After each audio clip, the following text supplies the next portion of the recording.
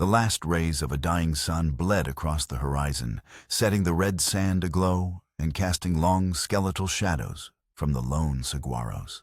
Dust fine as powdered bone settled on the weathered porch of Jacob Thorne's ranch house, a solitary outpost against the vast, unforgiving emptiness of the Arizona territory. Inside the silence was a living thing, broken only by the groan of old wood and the whisper of the wind through the eaves. But tonight, another sound shattered the peace, the sharp, greedy crackle of flame. Jacob moved with the coiled readiness of a man who had long ago learned that peace was a fragile, fleeting thing. He burst from the back door, his face a grim mask carved from years of solitude and regret. Two figures silhouetted against the burgeoning orange glow from his barn were sloshing kerosene onto the dry timber walls. A third stood watch, a shotgun held loosely in his hands. They hadn't seen him yet. The element of surprise was his only advantage. He moved low and fast, his boots making no sound on the packed earth. The air was thick with the acrid stench of fuel and the dry, sweet scent of hay, about to become an inferno. He closed the distance to the shotgun guard in a dozen silent strides. A hard, vicious swing with a length of discarded fence post caught the man behind the knees. A choked cry, a clatter of metal on stone, and he was down. The other two spun around, their faces contorted with alarm in the flickering torchlight. "Get him!" one of them snarled, dropping his can and fumbling for a pistol. Dust kicked up. A gunshot echoed the bullet, whining past Jacob's ear and splintering the doorframe behind him. Jacob dove for cover behind a water trough of the rough wood scraping against his side. He came up with the fallen man's shotgun, the familiar weight a cold comfort in his hands. He didn't aim to kill, not yet. The first blast tore into the dirt at their feet, a deafening roar that sent them staggering back. The second took out the torch, plunging the immediate area into a confusing dance of shadows and moonlight. A shape lunged from the darkness. Jacob met him with the stock of the shotgun, a solid, bone-jarring impact that sent the man sprawling. The last thug, the one with the pistol, fired again, wild and panicked. Jacob felt a searing heat rip across his left forearm. He gritted his teeth against the pain, ignoring the warm stickiness of blood soaking his sleeve.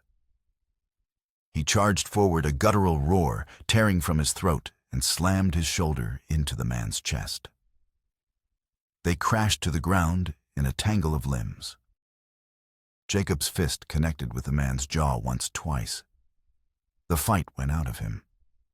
Panting, Jacob rose to his knees, the adrenaline beginning to recede, leaving behind a familiar, hollow ache. It was then that he saw it lying in the dust, where it had been torn from his pocket during the struggle. A small silver locket tarnished with age. It had sprung open, revealing the faded photograph within. Two faces stared up at him, young and full of a hope he could no longer remember, his own, and beside it, the smiling face of his younger brother Daniel. The world seemed to fall away. The smell of dust and gunpowder was replaced by the stale air of a bank vault. Flashback. The air was thick with smoke and the ringing of gunshots. Shouts echoed off the marble floor of the First Territorial Bank in Prescott. Daniel was beside him, his lawman's star glinting in the chaotic light. They were partners, brothers against the world. It was supposed to be a straightforward arrest, a gang of robbers cornered, nowhere to run. But it had gone wrong, horribly wrong. A stray bullet, a look of pure, uncomprehending surprise on Daniel's face. He saw his brother stumble, a dark stain blossoming on his chest. Jacob had cried out his name, a raw, broken sound lost in the cacophony. Daniel's eyes met his for a fraction of a second, filled not with fear, but with something else, something akin to apology, before he fell. End flashback. A sharp, agonizing pain in his arm pulled Jacob back to the present. He blinked the desert night, rushing back in. The thugs were stirring, groaning. He had to finish this. He bound their hands with rope from the porch, his movements stiff and mechanical. His mind was a maelstrom of guilt and grief, the same storm that had raged inside him for 5 long years. It had driven him from his badge, from society, from everything but this isolated stretch of land, where the only ghost he had to face was his own. He dragged the men to their horses, cinched them into their saddles, and sent the animals galloping off into the night, with a hard slap to their rumps. They would wake up miles from here, with a clear message for the man who sent them. Jacob Thorne was not an easy man to break. He stood alone in the moonlight, the barn safe for now. He picked up the silver locket, his thumb tracing the faint outline of Daniel's face. The cool metal felt like a brand against his skin. He snapped it shut, the click unnaturally loud in the sudden quiet. Why were they here? Why now? He knew who had sent them. The name had been whispered in the nearby town of Redemption for months. A name that carried the weight of ambition and ruthlessness, Silas Kane. Kane had been buying up land all over the valley, using methods that ranged from persuasion to intimidation. But Jacob's land was different. It was nothing special, just scrub and rock, barely enough to sustain his small herd. Yet Kane wanted it, with a hunger that felt personal. He looked at his barn, then at the sprawling star-dusted sky. The physical threat was easy enough to understand. It was the question, the why, that settled in his gut like a cold stone. And he knew with a certainty that chilled him deeper than the desert night, that this was only the beginning. The next morning, the sun rose with a brutal, indifferent glare. Jacob sat at his kitchen table, a strip of clean linen wrapped tightly around the gash in his arm. The wound was a dull, throbbing reminder of the night's violence. Beside a cup of black coffee, the silver locket lay closed, a silent testament to the deeper, unhealing wound he carried inside. He had spent the dawn hours reinforcing the barn door and scanning the horizon, his old lawman's instincts humming with a low-grade alarm. Isolation had been his shield for 5 years, but now it felt like a vulnerability. A rhythmic clatter of hooves and the creak of wagon wheels drew his attention. Jacob was on his feet in an instant, the shotgun from the night before in his hand as he moved to the window. It wasn't Kane's men. It was an old rickety buckboard wagon, pulled by an equally old mule. At the reins sat Jedediah, the only man Jacob had allowed to breach his self-imposed exile. Jedediah had been the Thorne family's ranch hand since before Jacob was born. His face was a road map of wrinkles etched by decades under the Arizona sun, and his eyes held a quiet, knowing wisdom that Jacob found both comforting and infuriating. He pulled the wagon to a halt and climbed down, his movements slow and deliberate. "They figured you might be needing some supplies." Jedediah said, his voice raspy as dry leaves. He gestured to a few sacks in the back. "And some company you don't want." Jacob lowered the shotgun but didn't open the door. "I'm fine, Jed." Jedediah's eyes flickered to the splintered wood on the doorframe, then to the fresh bandage on Jacob's arm. "Looking fine." He drawled, his gaze unwavering. "Had some trouble last night." Jacob's jaw tightened. "Nothing I couldn't handle?" "Now that's what you always say." The old man sighed, leaning against the porch rail. He pulled a piece of straw from his pocket and began to chew on it. "Heard in town Silas Kane's been asking about this parcel. Folks say he's mighty interested in your particular patch of dirt." "Let him be interested." Jacob set his voice flat. This land was all he had left of his family. The house his father built the ground where his parents and Daniel were buried. It wasn't just property. It was penance. "A man can't outrun his own shadow, Jake." Jedediah said softly, his words cutting through Jacob's defenses. Sooner or later, you gotta turn and face it. That locket you carry ain't a memory. It's an anchor, and it's dragging you down to the bottom. Before Jacob could form a retort, a new sound joined the morning quiet, the steady, confident rhythm of a trotting horse, a fine-blooded animal, not a workhorse. A lone rider was approaching from the east. Jacob's hand instinctively tightened on the shotgun. The rider was a woman. She sat tall in a side saddle, dressed in a practical but clearly Eastern-made traveling suit. Her hat was pinned firmly in place, and her expression was one of focused determination that seemed at odds with the desolate landscape. She rode directly toward the house, undeterred by the sight of two armed men. She pulled her horse to a stop a respectable distance away. "Am I addressing Mr. Jacob Thorne?" She called out, her voice clear and educated, a stark contrast to the rough tones of the territory. Jacob said nothing, his suspicion a palpable barrier. Jedediah tipped his hat. "That's him, ma'am. He ain't much for conversation, but he's a good listener when bullets are flying." The woman dismounted with practiced ease, her gaze fixed on Jacob. "My name is Alara Vance," she said, approaching the porch. "I'm a journalist with the New York Chronicle. I'm here investigating a series of aggressive land acquisitions in this territory. The name Silas Kane has come up repeatedly. I was told you are one of the few landowners who has refused to sell to him." Jacob's expression remained stony. "You were told wrong. No one's made me an offer." "Perhaps not in writing." She countered, her eyes sharp and intelligent. "But men with torches in the middle of the night can be quite persuasive, can't they?" She glanced meaningfully at his bandaged arm. A long silence stretched between them. Jacob measured her, seeing not just a woman, but a complication. She represented the world he had turned his back on.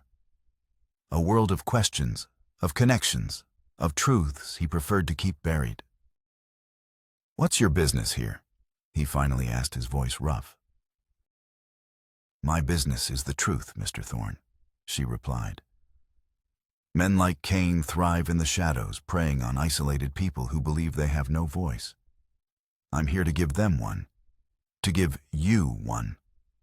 I need to understand why he wants this land so badly." As if summoned by the mention of his name, a third party arrived. Two riders crested the nearby ridge, their silhouettes stark against the morning sky. They moved with a swaggering confidence, flanking a man on a magnificent black stallion. The man in the center was dressed in a tailored suit of charcoal gray, immaculate despite the dust. His silver hair caught the sunlight, and as he drew closer, a charming, predatory smile played on his lips. Silas Kane. He rode up to the house and dismounted with the fluid grace of a dancer, handing his reins to one of his men. He ignored Jacob and Jedediah completely, his attention settling on Alara with an expression of polite amusement. "Miss Vance." Kane said, his voice smooth as polished riverstone. "It seems your reputation precedes you. I had heard a lady of letters was gracing our humble territory with her presence." He gave a slight mocking bow. Alara's chin lifted. "And you must be Mr. Kane. Your reputation, it seems, is far more widespread." Kane's smile widened, though it never reached his cold, calculating eyes. He finally turned his gaze to Jacob, looking him up and down as if assessing livestock. "Mr. Thorne, I do apologize for the unwelcome enthusiasm of some of my associates last night. Good help is so difficult to find." The apology was an undisguised threat. "Now get off my land," Jacob said the words low and tight. Kane chuckled softly, a sound devoid of any real humor. He took a step closer, his eyes sweeping over the arid property. "A man's land is his legacy, Mr. Thorne. It would be a tragedy for such a legacy to turn to ash." He paused, letting the words hang in the air. I am prepared to make you a generous offer. Far more than this barren rock is worth. Name your price. It's not for sale, Jacob bit out. Kane's polite facade seemed to crack for a fraction of a second, revealing the steel beneath. His eyes narrowed. Everything has a price, Mr. Thorne. Everything. And everyone. His gaze flickered to Alara, a subtle chilling implication in the look. I do hope you'll reconsider, for your own well-being. With another small, insincere nod, he turned, mounted his horse, and rode away, his men falling in behind him. The air, heavy with tension, slowly began to clear, leaving behind the certainty of a coming storm. Alara looked at Jacob, her earlier journalistic detachment replaced by a flicker of genuine concern. He's not just buying land, is he? This is something else. Jacob stared after the retreating riders, the shotgun feeling heavier in his hand. He knew she was right. Kane's interest wasn't business, it was an obsession. He glanced at the small windswept cemetery on the hill where Daniel lay buried. He had come here to escape the world, but the world, in the form of a determined journalist and a ruthless tyrant, had just kicked down his door. You should leave. He told Alara, his voice grim. This isn't your fight. Men like Kane make it everyone's fight. She retorted, her jaw set with resolve. Whether you like it or not, Mr. Thorne, we're in this together. Jedediah, who had remained silent throughout the encounter, spat the piece of straw from his mouth. She's right, Jake. You can't face this alone. Not this time. Jacob looked from the old man's weary face to the woman's determined one. For the first time in 5 years, the suffocating bubble of his solitude had been breached. He didn't want allies. He didn't want to fight. All he wanted was to be left alone with his ghosts. But Silas Kane had made it clear that was a luxury he would no longer be afforded. Jacob's first instinct was to force Alara to leave, to send her back east, where she belonged, far from the danger that was now clinging to him like a second skin. But her stubborn refusal, combined with the chilling certainty of Kane's threat, left him with no good options. Leaving her to fend for herself in the town of redemption, a town increasingly under Kane's thumb, was as good as a death sentence. Fine. He ground out the word, tasting like defeat. You can stay at the ranch until I can get you safely to the federal marshal in Prescott. But you stay out of my way. He offered to take her into town himself the next day, under the pretense of fetching supplies, but with the real aim of putting her on the next stagecoach out of the territory, whether she agreed or not. They set out early, the buckboard wagon Jedediah had left behind, rattling along the dusty, rutted road. The silence between them was thick with unspoken tension. Jacob kept his eyes on the horizon, his hand never far from the shotgun resting beside him. The ambush came where the road narrowed, winding through a canyon of red rock and scrub brush. It was a classic choke point, a place Jacob the lawman would have recognized instantly. Jacob the rancher had grown complacent. The first shot came from the ridge above a puff of smoke, followed by the sharp crack of a rifle. A bullet splintered the wagon seat an inch from Alara's shoulder. She gasped, her face paling, but she didn't scream. The mule brayed in terror, rearing up. Get down! Jacob yelled, shoving her toward the floor of the wagon as he grabbed the reins and the shotgun simultaneously. 2 more riders burst from behind a rock formation ahead, blocking the path, their pistols already drawn. Kane sends his regards, Thorne. One of them shouted, a cruel grin on his face. The world narrowed to instinct. Jacob snapped the reins, urging the panicked mule forward directly at the 2 men. It was a reckless, desperate move. He fired the shotgun, the buckshot spraying wide, forcing the riders to swerve. The wagon careened past them, wheels threatening to buckle. Another shot from the ridge kicked up dust by the mule's hooves. "The rifle," Jacob yelled at Alara. "In the crate behind you." Alara scrambled over sacks of flour and beans, her hands finding the cold steel of his Winchester rifle. She had claimed to have grown up with brothers who hunted, and Jacob prayed it wasn't a lie. She pushed the rifle into his hands. He couldn't control the wagon and shoot at the same time. "Take the reins," he commanded. "Keep us on the road." She didn't hesitate. She grabbed the leather straps, her knuckles white, her eyes wide with a mixture of fear and adrenaline. Jacob swung himself around, bracing his back against the seat. The two riders were in pursuit now, closing the distance. The sniper on the ridge was trying to get a clear shot. Jacob sighted down the barrel of the Winchester. The wagon lurched, throwing off his aim. He fired the shot, going wide. The riders were gaining their horses faster than the old mule. "We need cover," Alara shouted over the thunder of hooves and gunfire. "There's a turn ahead, an old wash."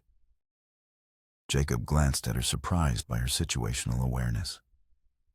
He saw the path she meant a dry riverbed that cut away from the main road. It would be rough terrain, but it offered a chance. "Go!" Alara pulled hard on the reins, guiding the terrified mule off the road. The wagon bounced violently, throwing them both against its sides. They plunged down the embankment into the sandy wash, the canyon walls rising on either side, temporarily shielding them from the sniper. The two riders followed their horses, struggling in the soft sand. This was his chance. Jacob took a deep breath, letting it out slowly, just as Daniel had taught him. "Squeeze, don't pull." He aimed for the horse of the lead rider, not the man. The rifle bucked against his shoulder. The horse screamed and went down, throwing its rider hard. The second man pulled up sharply, his attention divided. Jacob levered another round into the chamber and fired again. This time his bullet tore through the man's saddlebag. The rider, seeing his partner down and realizing Jacob was no simple farmer, hesitated. That hesitation was all Jacob needed. "Keep going," he yelled to Alara. She urged the mule on, deeper into the winding wash. When Jacob looked back, the remaining rider was retreating, dragging his companion with him. The immediate danger had passed. Alara finally brought the exhausted mule to a stop. The silence that descended was profound, broken only by their ragged breathing and the frantic beating of their own hearts. Dust coated everything, sticking to the sweat on their faces. Jacob looked at Alara. Her hat was gone, her hair was a mess, and there was a scratch on her cheek. But her eyes were blazing with a fierce, defiant light. She had not panicked. She had not frozen. She had met the crisis head on. "You said you were a journalist?" Jacob said, his voice raspy. "I am," she replied, her own voice trembling slightly, now that the adrenaline was fading. "But I also believe in seeing a story through to the end." A flicker of something akin to respect broke through Jacob's hardened exterior. He had intended to send her away, to push her out of his life and his fight. But after this, he knew it was impossible. Cain hadn't just attacked him. He had attacked them both. Their fates were now intertwined, whether he liked it or not. "They won't stop." He said the words a grim statement of fact. "Cain wants me off this land, and he'll kill anyone who gets in his way." "Then we need to find out why." Alara said, her resolve hardening. "You're right, this isn't just about land. A man like Cain doesn't go to this much trouble for a patch of dry earth. There's something more here. Something you're not telling me." Jacob looked away, his gaze falling on the locket still tucked in his shirt pocket. He could feel its weight against his chest, a constant reminder of the past he had tried so hard to bury. He knew she was right. There were things he hadn't told her, things he hadn't told anyone. But the secrets were his to keep his burden to bear alone. "Let's get back to the ranch." He set his voice flat once more, the brief moment of connection sealed away. "We're not safe out here." As they turned the battered wagon around and began the slow journey back, Jacob understood that the ambush had changed everything. He was no longer just a man hiding from his past. He was a man with an enemy and an unlikely, unwelcome ally. The fight for his land had become a fight for their lives, and the path to survival led directly back into the very memories he had spent 5 years trying to escape. Back at the ranch, the illusion of safety was gone. The isolated homestead now felt like a fortress under siege. They worked in a tense, unspoken partnership, boarding up windows and reinforcing doors. Jedediah arrived near dusk, his face grim, having heard the gunshots from his own small cabin miles away. He brought with him a crate of ammunition and a look that told Jacob the time for solitude was over. That night, an uneasy truce settled between Jacob and Alara. They were allies by necessity, bound by a common enemy. "You were right," Alara said, breaking the strained silence as they sat at the kitchen table, the lantern casting long shadows on the walls. "There's more to this. To understand Cain, we need to understand your past. The story of why you left the Marshalls." Jacob's first instinct was to shut her down, to retreat behind his wall of silence. But the memory of her courage in the wash stayed his tongue. She had earned a piece of the truth. He spoke in short, clipped sentences, the words tasting like rust in his mouth. He told her about the botched bank robbery, about being a lawman, about Daniel. He spoke of his brother as a hero, a good man, who died in the line of duty. He left out the guilt, the feeling that he had somehow failed, that he should have been the one to fall. He showed her the locket. As she looked at the faded photograph of the two brothers, her journalistic curiosity was tempered by a genuine empathy. "He must have been a fine man," she said softly. "The best," Jacob replied, the words catching in his throat. "So Cain's vendetta is against a former lawman."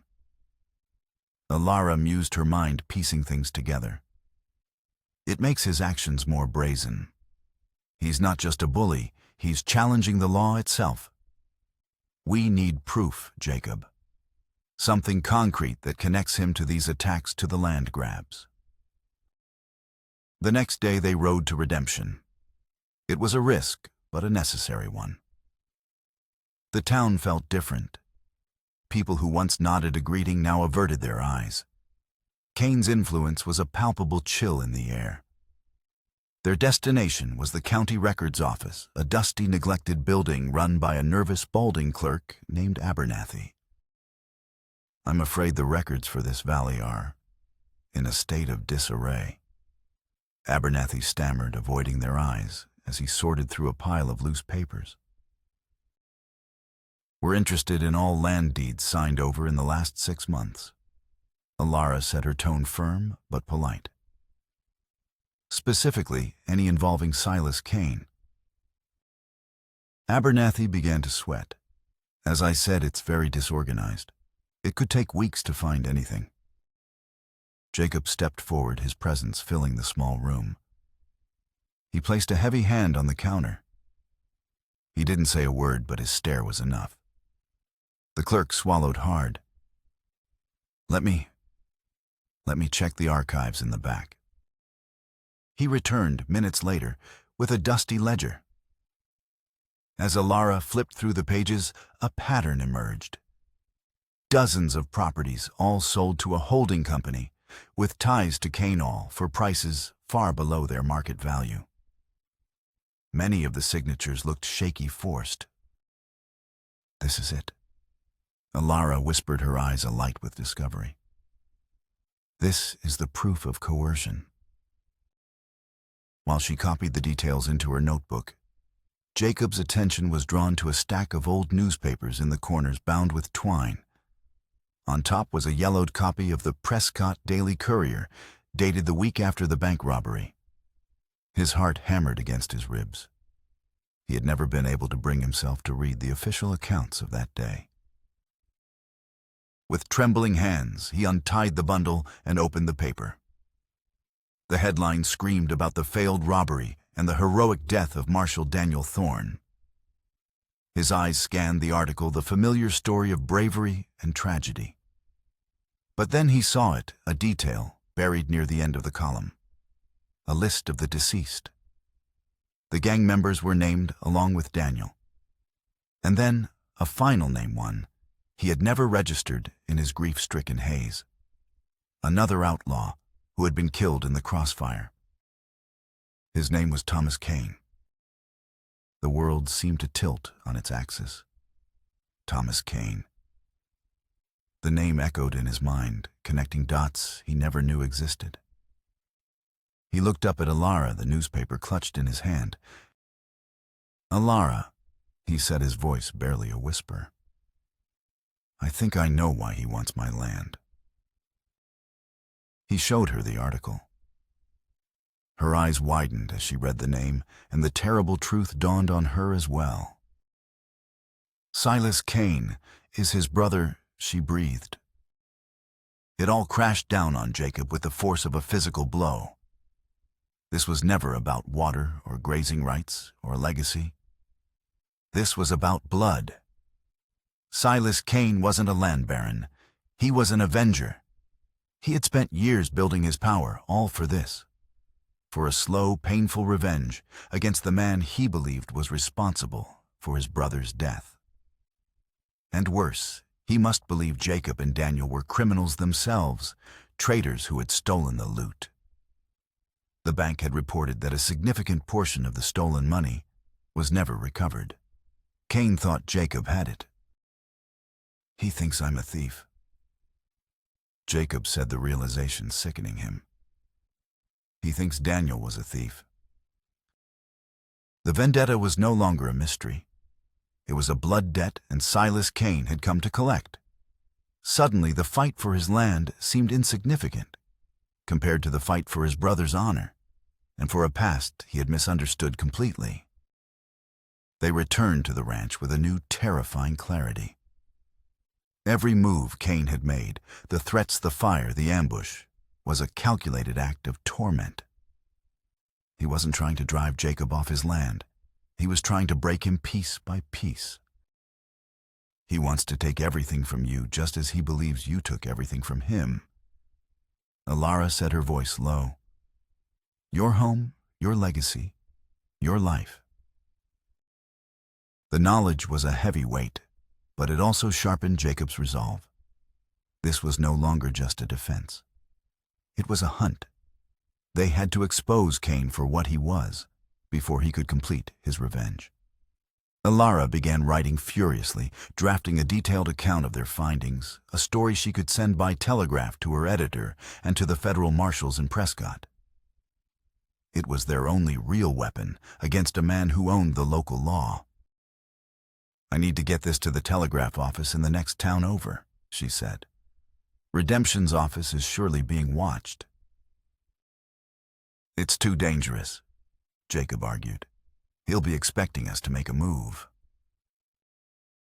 "It's more dangerous to do nothing," she countered. "We have the truth on our side now, Jacob. We have to use it." While they planned, Kane made his own move. He was more cunning than they had anticipated. He wasn't watching the telegraph office.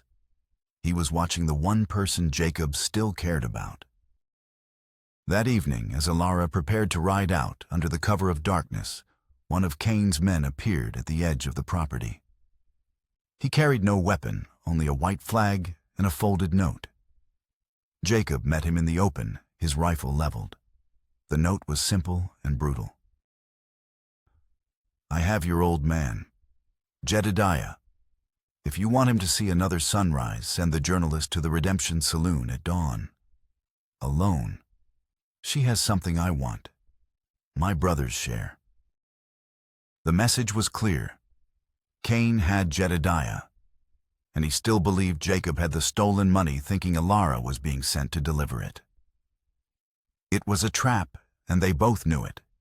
He was using Jedediah to lure Alara and using Alara to lure Jacob. Rage cold and pure surged through Jacob. This was his fault. He had brought this danger upon them by keeping his past buried. "I'm going," Alara said immediately, her face pale but her expression resolute. "We can't let him hurt Jedediah." "No." Jacob said, his voice like iron. "He wants you as bait. I'm the one he's after. This ends with me." A new plan began to form in his mind, a desperate gamble born of a lawman's cunning and a brother's grief. He would walk into the lion's den. He would give Cain the confrontation he so desperately wanted. But it would be on his terms. As if on cue, the wind began to pick up, whistling through the eaves. The sky to the west was turning a sickly yellow-brown. A dust storm was coming, and with it, a reckoning. The wind howled like a hungry wolf, tearing at the very foundations of the town. Dust, thick and suffocating, swirled through the streets of Redemption, reducing visibility to a few feet and turning the midday sun into a dim orange smear in the sky. It was the perfect cover.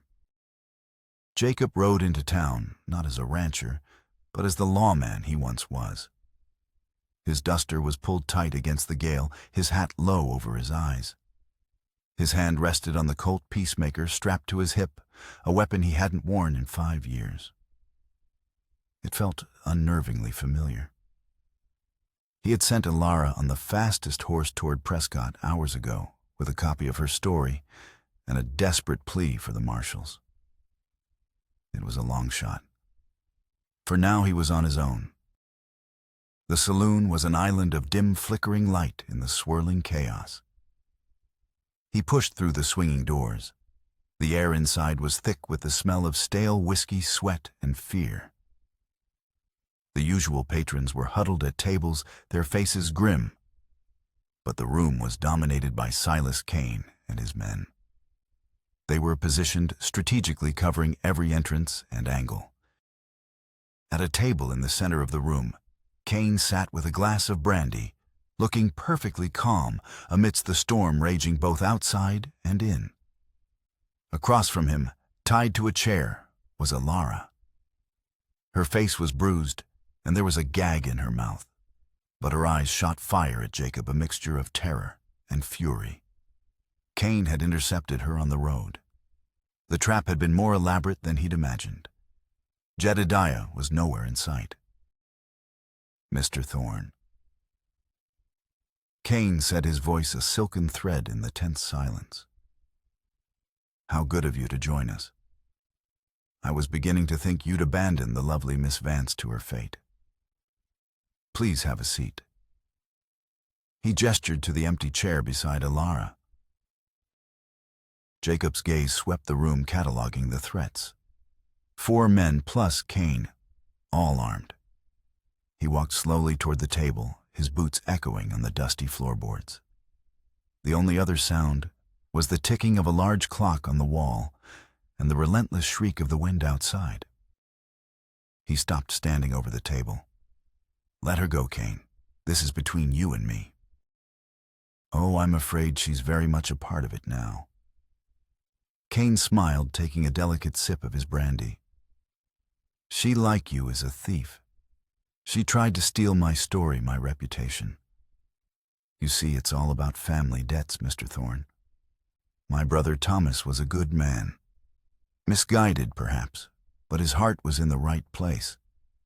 He fell in with bad company. He trusted the wrong people. Specifically, he trusted a pair of lawmen who promised him a deal if he helped them trap his gang." The words hit Jacob like a physical blow. He stared at Cain, the pieces of the puzzle clicking into a new, horrific picture. "He told me everything in his last letter." Cain continued, his voice hardening the polite mask, finally falling away to reveal the raw hatred beneath. He and your brother Daniel were going to double-cross the gang. They were to split the money and start new lives. But your brother betrayed him. He betrayed everyone.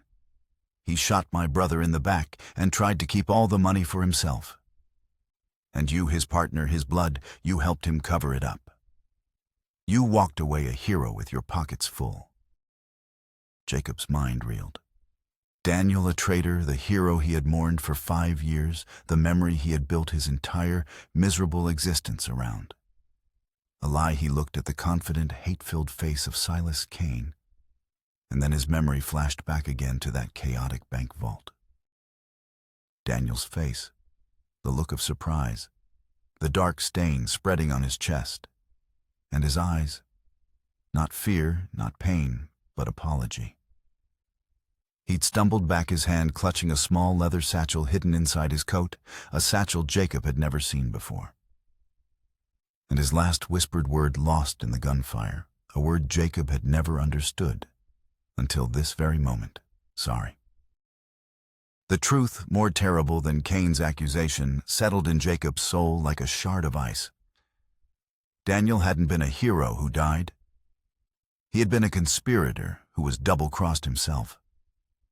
He had made a deal with Thomas Cain, and one of the other gang members must have found out and shot them both before Jacob could even process what was happening. His brother's last look wasn't for him. It was for the life he had just lost, the future he had stolen, that had been stolen from him in turn. The guilt that had haunted Jacob for 5 years, survivor's guilt, was replaced by a deeper, more complex agony. He had been mourning a ghost, a false idol. His isolation, his penance, it had all been for nothing. "You're wrong," Jacob said, his voice hollow. He looked directly into Cain's eyes. "My brother did betray you. He betrayed me. He made a deal with Thomas. But I never knew. I never took a single dollar." He saw a flicker of uncertainty in Cain's eyes. The story, his entire life's purpose for the last 5 years, was being challenged. Lies. Cain hissed, but his conviction was shaken. The money was never recovered because another gang member must have taken it after he shot them both. Jacob pressed on his voice, gaining strength as the painful truth gave him a strange, liberating clarity. "You've spent years hunting the wrong man. You built this empire of yours on a lie." It was a battle of wills now fought across a wooden table in the heart of a storm. The ticking clock on the wall seemed to grow louder, each second an eternity. The lamplight flickered, casting shifting, unreliable shadows. Cain's composure finally shattered. He stood up, knocking over his chair, and drew his pistol, leveling it at Jacob's head. "It doesn't matter." He snarled, his face a mask of fury and confusion. "You were there. You're a thorn. You will pay the debt." At that exact moment, the saloon doors burst open with a violent crash, torn from their hinges by a gust of wind and the force of several bodies. Through the swirling dust, figures emerged, men with grim faces and federal marshal badges glinting on their chests. Ilara's message had gotten through. The room erupted into chaos. Cain's men went for their guns. Shots exploded, the sound deafening in the enclosed space. Jacob dove, shoving the table over and pulling Ilara down with him. He shielded her with his body as bullets ripped through the air above them. He drew his Colt, the motions fluid and automatic, a ghost of his former self brought back to life. He fired twice, taking down a man aiming for the marshals. Cain, realizing he was trapped, grabbed Ilara, using her as a shield as he backed toward a rear exit. But Jacob was faster. He came up from behind the overturned table and fired not at Cain, but at the lantern hanging directly above him. The shot was perfect. The lantern shattered, raining burning oil and glass down on Cain. He cried out, shoving Ilara away as he tried to beat out the small flames catching on his coat. In that moment of distraction, Jacob charged. He slammed into Cain, sending them both crashing through the back room door and into a storeroom. The fight was brutal and primal. They traded blows in the cramped, dark space surrounded by barrels and crates. Jacob was fueled by 5 years of grief and a lifetime of lies. Cain was driven by a collapsing world of vengeance. Jacob finally got the upper hand, his fist connecting with Cain's jaw, sending him stumbling back against a stack of whiskey barrels. The lead marshal appeared in the doorway, his pistol aimed. "It's over, Cain." Silas Cain, his elegant suit now torn and stained his face, a mask of blood and disbelief, slowly raised his hands. His empire, built on a foundation of misguided hatred, had crumbled to dust in a matter of minutes. The dust storm began to subside, the wind's howl softening to a mournful sigh. The marshals led Cain and his surviving men away in chains. Jedediah was found shaken but unharmed in a nearby stable, freed by one of the deputies. In the quiet aftermath, Jacob stood amidst the saloon's wreckage. Alara approached him, her face smudged with dirt, but her eyes clear. She put a hand on his uninjured arm. "It's over," she said softly. Jacob looked at her then, around the ruined room. It was over, but the neat resolution he might have once craved felt hollow. The truth about Daniel had shattered the very bedrock of his identity. He wasn't the brother of a fallen hero. He was the brother of a flawed, greedy man whose choices had led to tragedy. He had spent years punishing himself for the wrong crime. A few days later, the sky over the Thorn Ranch was a brilliant, cloudless blue. The air was washed clean by the storm. In the town of Redemption, Cain's empire was being dismantled by federal authorities, his name now a curse rather than a threat. Alara's story was already on its way back east, a searing expose of corruption and a personal tale of revenge gone wrong. Jacob stood on the small windswept hill behind his house, before the simple wooden cross that marked his brother's grave. The wind tugged at his shirt, a gentle, persistent whisper. For years this place had been a shrine to his guilt. Now it was just a patch of earth holding the bones of a man he had loved but never truly known. He held the silver locket in his palm, and the metal warmed by the sun. He opened it one last time, looking at the two young faces, one a stranger to him, now the other, a man he was just beginning to find again. He didn't feel anger toward Daniel, only a profound, aching sorrow for the waste of it all. His brother wasn't a saint or a demon. He was just a man who had made a terrible mistake. With a final deep breath, Jacob closed the locket. He didn't smash it or throw it away in a fit of rage. Instead, he knelt and gently placed it on the mound of earth at the base of the cross, leaving it to tarnish and fade with time. It was a quiet act of acceptance, a release of the idealized version of the past and the painful truth that had replaced it. He was letting it all go. He stood up feeling lighter than he had in years. The anchor was gone. He turned to find Alara waiting for him at a respectful distance, her notebook put away. She gave him a small, understanding smile. For a moment, they just stood there, the vast, silent landscape stretching out around them.